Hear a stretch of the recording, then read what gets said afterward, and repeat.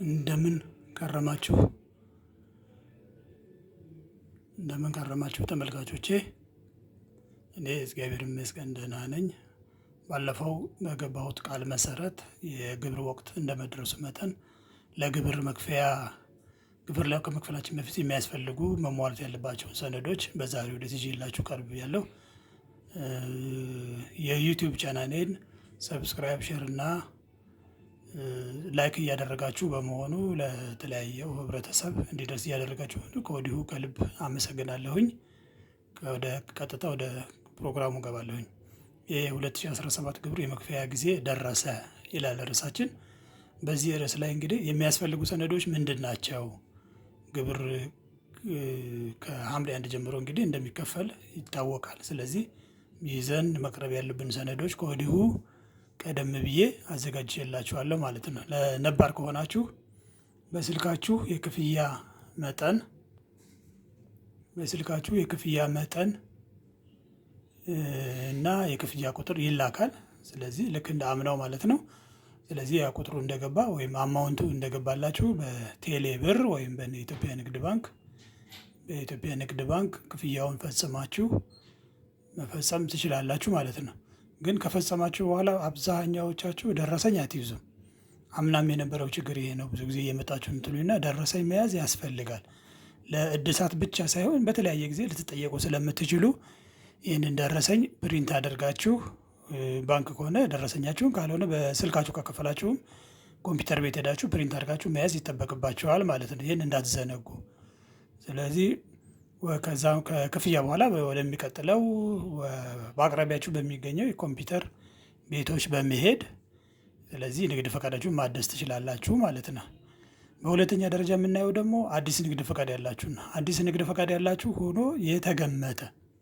የተገመተ ስለዚህ ይህ ከሆነ ምን መደረግ አለበት? የተገመተበትን ሰነድ ይዛችሁ መቅረብ ይጠበቅባችኋል ማለት ነው። ይህ ለምሳሌ የቀረበ የአንድ ሰው የግምት ወረቀት ነው። ፎርማቱን እንድታዩት በማለት ነው እዚህ ጋር ያያዝኩላችሁና ይህንን ይዛችሁ መቅረብ ይጠበቅባችኋል። ምክንያቱም የቀን ገቢ ግምታችሁን የሚያሳየው በዚህ መሰረት ስለሆነ በዚህ መሰረት ሂሳቡ ይሰራና ግብራችሁን እንድትከፍሉ ይደረጋል ማለት ነው።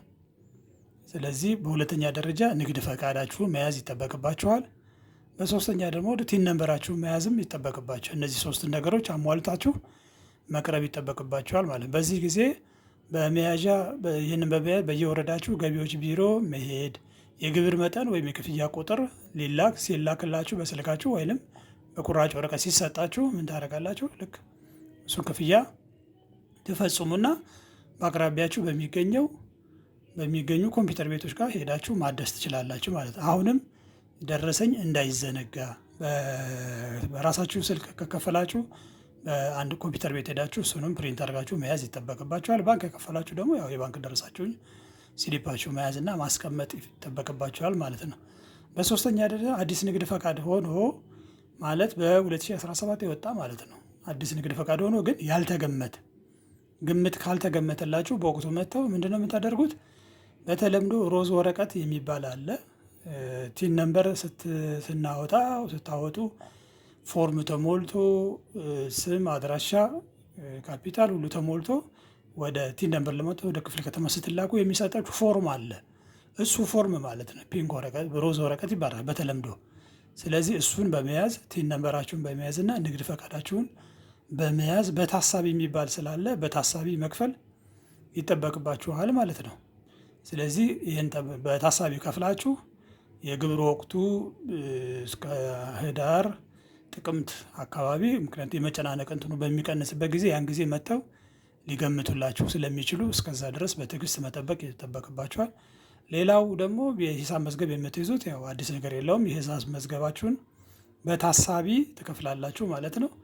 በታሳቢ ከፍላችሁ ዶኩመንቱን ወይም ሂሳቡን ሰነዱን ትይዙና መዝገብ ቤት ይገባል። ከዛ በኋላ ከመዝገብ ቤት ቀጥታ ወደ ኦዲት ሄዶ ኦዲት ከተደረገ በኋላ ያው በተለመደው መሰረት በዛ በታሳቢው ሊያልፍ ይችላል ወይ ተጨማሪ ክፍያ ሊኖር ይችላል። በዛ መሰረት ይጠቃልላል ማለት ነው። ስለዚህ ተጨማሪ ጥያቄዎች ካላችሁ አሁንም ኮሜንቱ ላይ ላኩልኝ። በሚቀጥለው ደግሞ እንዲህ በሌላ ፕሮግራም አዘጋጅቼ እጠብቃችኋለሁኝ። አሁንም ለሌሎች እንዲዳረስ ይህ ሀሳብ ሼር፣ ላይክ እና ሰብስክራይብ ማድረግ እንዳትረሱ ላሳስባችሁ እወዳለሁኝ። አመሰግናለሁኝ።